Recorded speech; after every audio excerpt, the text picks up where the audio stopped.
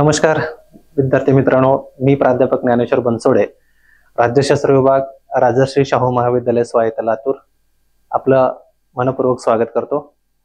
आज आपण भारतीय संविधानातील एक महत्त्वपूर्ण घटक ते म्हणजे मूलभूत कर्तव्य, या मूलभूत कर्तव्याचा आपण या ठिकाणी विचार करणार आहोत। आता मूलभूत कर्तव्याचा जेव्हा आपण विचार करतो तेव्हा प्रत्येक व्यक्तीसाठी ज्या पद्धतीने अधिकाराची आवश्यकता असते त्याचप्रमाणे कर्तव्य सुद्धा त्या ठिकाणी व्यक्तीला असणं खूप आवश्यक आहे। कारण मूलभूत अधिकार आणि मूलभूत कर्तव्य हे जणू काही एकाच नाण्याच्या दोन बाजू आहेत। कारण अधिकाराशिवाय कर्तव्य म्हणजे एक प्रकारची गुलामगिरीच निर्माण होईल आणि कर्तव्याशिवाय अधिकार म्हणजे समाज व्यवस्थेमध्ये एक प्रकारची अराजकता निर्माण होईल। आणि म्हणून अधिकार आणि कर्तव्य हे जणू काही एकाच नाण्याच्या दोन बाजू मानल्या जातात। आणि म्हणून आपण पाहतो की भारतीय राज्यघटनेमध्ये सुरुवातीच्या काळामध्ये या मूलभूत कर्तव्याचा समावेश नव्हता, पण जोपर्यंत कर्तव्याची पूर्तता होत नाही तोपर्यंत अधिकारालाही त्या ठिकाणी अर्थ प्राप्त होत नाही। आणि म्हणून अधिकाराच्या पूर्ततेसाठी खऱ्या अर्थानं कर्तव्यही असणं खूप आवश्यक आहे। आणि म्हणूनच जर आपण पाहिलं की नंतरच्या काळामध्ये भारतीय संविधानामध्ये या मूलभूत कर्तव्याचा समावेश करण्यात आलेला आहे। मूळ राज्यघटनेमध्ये जरीही मूलभूत कर्तव्याचा समावेश नसला तरी नंतर मात्र या भारतीय संविधानामध्ये या मूलभूत कर्तव्याचा समावेश करण्यात आलेला आहे। आणि मग भारतीय संविधानामध्ये या मूलभूत कर्तव्याचा जेव्हा आपण विचार करतो तेव्हा सुवर्ण सिंग समितीच्या शिफारसीवरनं भारतीय राज्यघटनेमध्ये या मूलभूत कर्तव्याचा समावेश करण्यात आलेला आहे। भारतीय संविधानामध्ये 42व्या घटना दुरुस्तीने म्हणजे 1976 ला जी 42वी घटना दुरुस्ती झाली, या 42व्या घटना दुरुस्तीनं भारतीय संविधानामध्ये एकूण 10 मूलभूत कर्तव्याचा समावेश करण्यात आलेला आहे।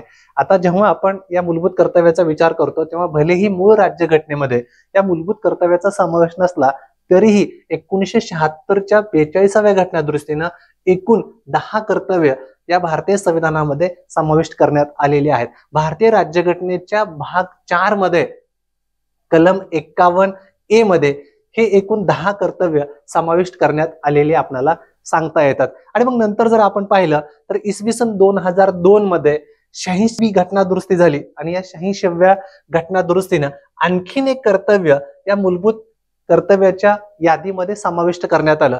आणि मग जेव्हा मूळचे 10 आणि नंतर 2002च्या या घटना दुरुस्तीनं एक 11वे कर्तव्य या मूलभूत कर्तव्याच्या यादीमध्ये समाविष्ट केलं गेलं आणि म्हणून नंतर या मूलभूत कर्तव्याची जी काही संख्या आहे ते एकूण 11 झाल्याचे आपल्याला या ठिकाणी सांगता येते। आणि म्हणून आज जर आपण पाहिलं तर भारतीय संविधानामध्ये एकूण 11 मूलभूत कर्तव्य समाविष्ट असल्याचे आपल्याला या ठिकाणी सांगता येतात।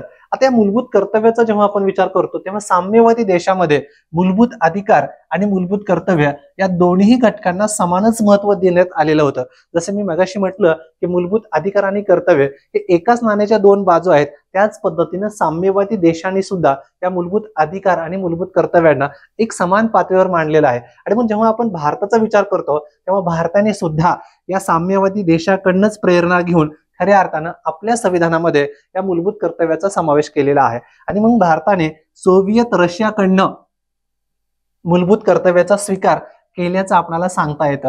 म्हणजे या मूलभूत कर्तव्याचा जेव्हा आपण विचार करतो तेव्हा खऱ्या अर्थानं भारतानं सोव्हिएत रशियाकडनं या मूलभूत कर्तव्याचा स्वीकार केलेला आहे। कारण साम्यवादी देशाच्या राज्यघटनांमध्ये या मूलभूत कर्तव्याचा समावेश केला होता आणि मग साम्यवादी देशांच्या राज्यघटनेचीच प्रेरणा घेऊन भारताने सुद्धा आपल्या या राज्यघटनेमध्ये या मूलभूत कर्तव्याचा समावेश केल्याचं आपल्याला सांगता येतो। जपानच्या राज्यघटनेमध्येही नागरिकांच्या कर्तव्याची एक सूची देण्यात आलेली आहे। म्हणजे नागरिकांनी कुठली कर्तव्य केली पाहिजेत याची एक सूची किंवा यादी या जपानच्या संविधानामध्ये सुद्धा असल्याची पाहायला मिळते। पण जगातील असे अनेक राष्ट्र आहेत जसे की अमेरिका असेल, फ्रान्स असेल, कॅनडा असेल किंवा जर्मनी असेल, त्याचबरोबर ऑस्ट्रेलिया या सारख्या राष्ट्रांनी मात्र आपल्या संविधानामध्ये या मूलभूत कर्तव्याला कुठेही स्थान दिलेलं नाही। पण भारताने मात्र जरी सुरुवातीच्या काळामध्ये भारतीय संविधानामध्ये एक कुठेही मूलभूत कर्तव्याचा समावेश नसला तर नंतर मात्र राष्ट्राच्या विकासासाठी, राष्ट्राच्या प्रगतीसाठी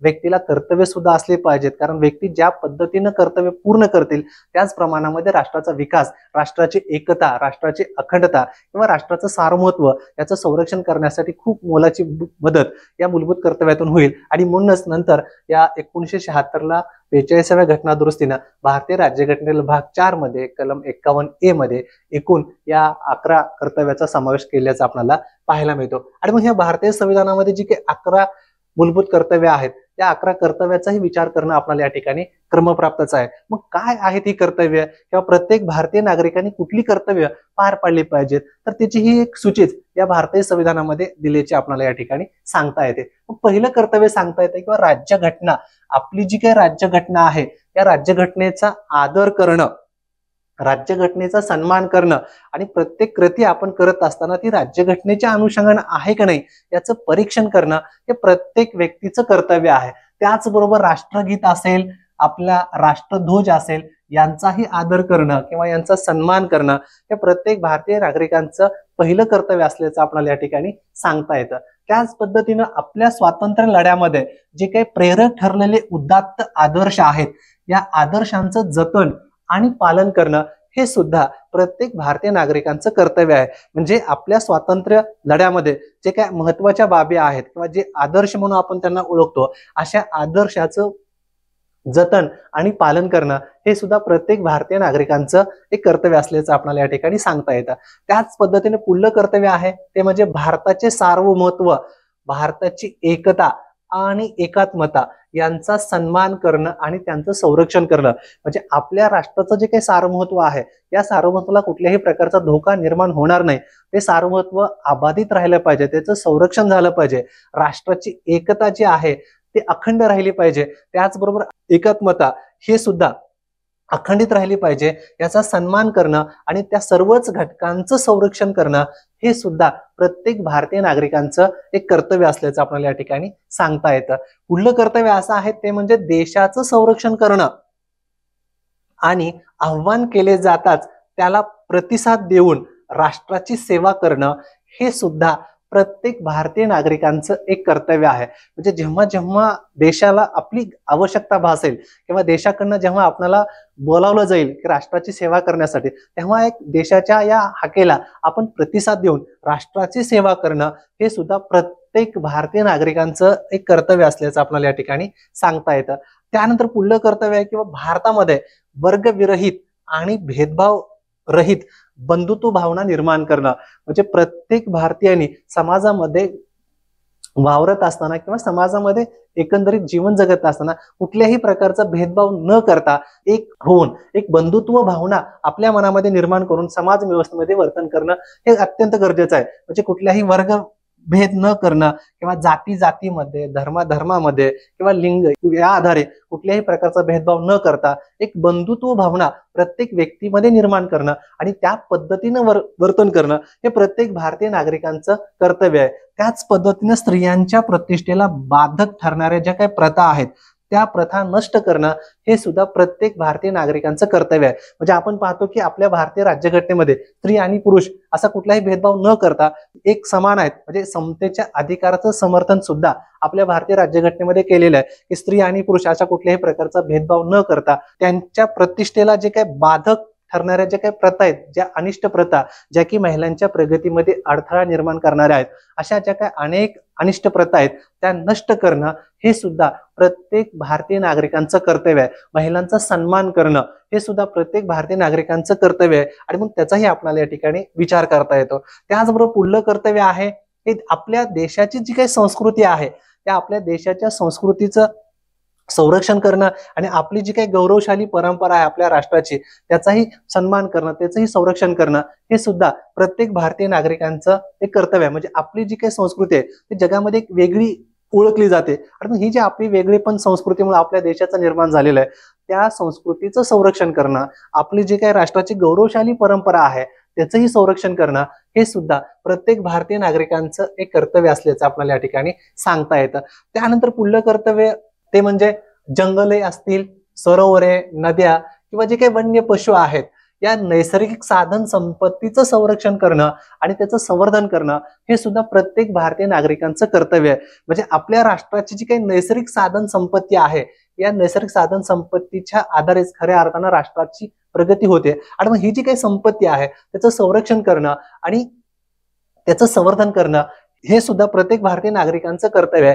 त्याच पद्धतीनं सजीव प्राण्याबद्दल दया दाखवणं हे सुद्धा प्रत्येक भारतीय नागरिकांचं कर्तव्य असल्याचं आपल्याला या ठिकाणी सांगता येतं। वैज्ञानिक दृष्टिकोन, मानवतावाद आणि प्रगतीच्या भावनेचा विकास करणं म्हणजे प्रत्येक भारतीय नागरिकांनी आपल्या राष्ट्राचा विकास करण्यासाठी वैज्ञानिक दृष्टिकोनाचा स्वीकार केला पाहिजे। आपला विकास करण्यासाठी आपण वैज्ञानिक दृष्टिकोनाचा स्वीकार करून प्रत्येक व्यक्तीमध्ये एक मानवतावादी भूमिका निर्माण करून प्रत्येकाचा विकास कसा होईल अशा प्रगतीच्या भावनेचा विकास करणं हे सुद्धा प्रत्येक भारतीय नागरिकांचं एक कर्तव्य असल्याचं आपल्याला या ठिकाणी सांगता येतं। त्याच्यानंतर पुढलं कर्तव्य आहे ते म्हणजे सार्वजनिक संपत्तीचं संरक्षण करणं। म्हणजे राष्ट्राची जी काही सार्वजनिक संपत्ती आहे या राष्ट्राच्या सार्वजनिक संपत्तीचं संरक्षण करणं हे सुद्धा प्रत्येक भारतीय नागरिकांचं कर्तव्य आहे। म्हणजे राष्ट्राच्या संपत्तीचं संरक्षण जर होत असेल तरच खऱ्या अर्थाने राष्ट्राचा विकास होत असतो। म्हणून राष्ट्राची जी काही सार्वजनिक संपत्ती आहे त्या सार्वजनिक संपत्तीचं संरक्षण करणं आणि हिंसाचारापासून दूर राहणं हे सुद्धा प्रत्येक भारतीय नागरिकांचं कर्तव्य आहे। म्हणजे समाजामध्ये कुठल्याही प्रकारची हिंसा होऊ नये, समाजामध्ये विषमता निर्माण होत असेल, अराजकता निर्माण होत असेल, अशी जी काही समाज विषमता निर्माण करणारे किंवा समाजामध्ये एक फूट पाडणारे असे जर काही प्रश्न असतील तर त्याच्यापासून दूर राहून हिंसाचार कसा होणार नाही या पद्धतीनं प्रयत्न करणं हे सुद्धा प्रत्येक भारतीय नागरिकांचं कर्तव्य असल्याचं आपल्याला या ठिकाणी सांगता येतं। त्याच पद्धतीने व्यक्तिगत आणि सामुदायिक उत्कर्षाकडे वाटचाल करणं हे सुद्धा प्रत्येक भारतीय नागरिकांचं कर्तव्य आहे। म्हणजे आपला तर स्वतःचा विकास झालाच पाहिजे, पण त्याचबरोबर समाजामध्ये जे काही अनेक घटक आहेत त्या प्रत्येकाचाही विकास झाला पाहिजे। एकंदरीत